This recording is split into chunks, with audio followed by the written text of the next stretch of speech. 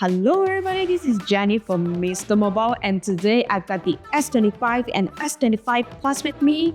Now, I know what you're thinking. Jenny, aren't all smartphones the same every year? And honestly, I get it. The S25 and S25 Plus might not look drastically different, but I feel like smartphones nowadays are so powerful, it's just the same old stuff with a bit of their new feature.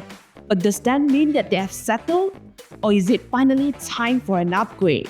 Stick around with me because I know this one feature might just capture your attention. So without further ado, let's dive right into it.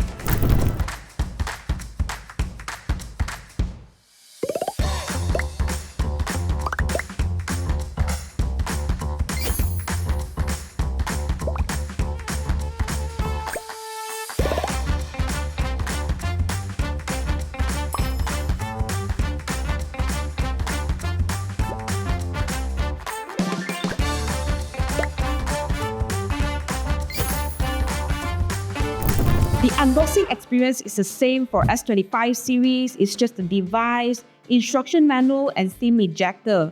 Samsung didn't go crazy with the design since 3 to 4 years ago. We still have the signature contour cut camera housing, matte finish and the same premium build that you would expect.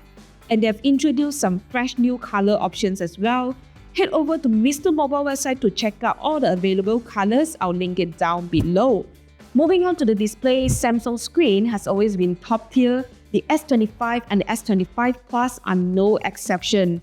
We are looking at the same dynamic LTPO AMOLED 2x display with the buttery smooth of 120Hz refresh rate and the blinding 2600 nits of peak brightness. And yes, you're still being protected by Gorilla Glass Victus 2. And the S25 is rocking a 6.2-inch display while the S25 Plus is rocking a 6.7-inch. It's all based on personal preference, but I do think that having a bigger screen size on the S25 Plus really stands out more because of Samsung's screen. But if you have smaller hand, then maybe the S25 might be a better option for you. Now let's talk about performance and battery life. The S25 series is rocking the Snapdragon 8 Elite, which is a hugely in terms of processing power with 40% better in power efficiency and improved performance. So your phone stays longer even if the battery size stays the same this time round. And about the battery life, it stays the same as last year with 4000 mAh on the S25 and a 4900 mAh on the S25 Plus. Though I would like to see a battery upgrade, but because of the lower power consumption from the processor, the S25 gets about 8 hours of screen on time, while the S25 Plus gets about 9 to 10 hours of screen on time, which is better than expected. On to the most talked about features on the S25 series, AI. And here's where it gets my attention because the AI Select is a game changer. It lets you copy a single sentence from a paragraph or quickly resurface a screenshot in a chat. Gemini feels like a step up from Google Assistant, and the ability to pull up Gemini Live with the context of what's on your screen is next level. But not all AI features are created equally. Like for example, the Now bar on the lock screen feels like the Apple Dynamic Island, cool in concept but lacking in functionality. Some of the features are still hit or miss, and the call recording functionality is also poorly executed. And let's not forget about we don't know how much all these AI features will cost after the year of 2025. Every year, Samsung will claim that the biggest improvement will be on the camera, but not on the S25 or the S25 Plus. Both of the devices are still using the same sensor as compared to last year's model, with the same megapixel, 15 megapixel on the main, 10 megapixel on the telephoto, and 12 megapixel for ultra-wide. Now, let's just take it outside to see how it performs. Daylight photos from the main cameras are clean with good details, wide dynamic range, and vibrant colors.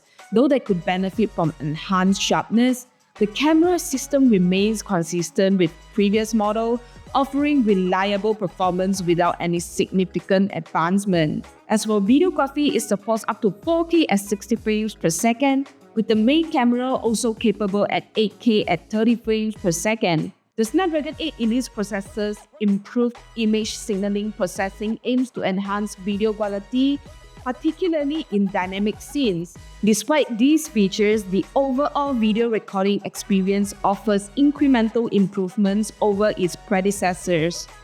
And these are still great cameras. It's just that I feel like they didn't improve on the camera, but rely more on their AI enhancement instead. So in conclusion, the big question here is, should you actually get out and get one right now? Starting from the price point of $1,299, this actually directly competes with the iPhone 16 or the Pixel 9. Despite the really minor upgrades, I do still think that both of these devices are still really good. It's just like the iPhone, they are good enough to just make minor changes or tweaks to enhance the whole entire experience instead. If you're using S23 and above, then I do not recommend you to upgrade because the improvement might not be significant for you to notice a difference. But anything older than that and you still want to see how AI integration works in phone, then you can't go wrong with any of this, as some of the AI features really comes in handy for our day-to-day lives.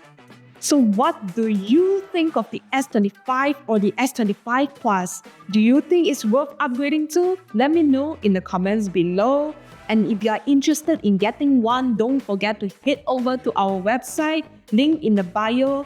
And if you enjoy this review, don't forget to give it a like, share, and subscribe. And I will catch you in the next one. Bye bye.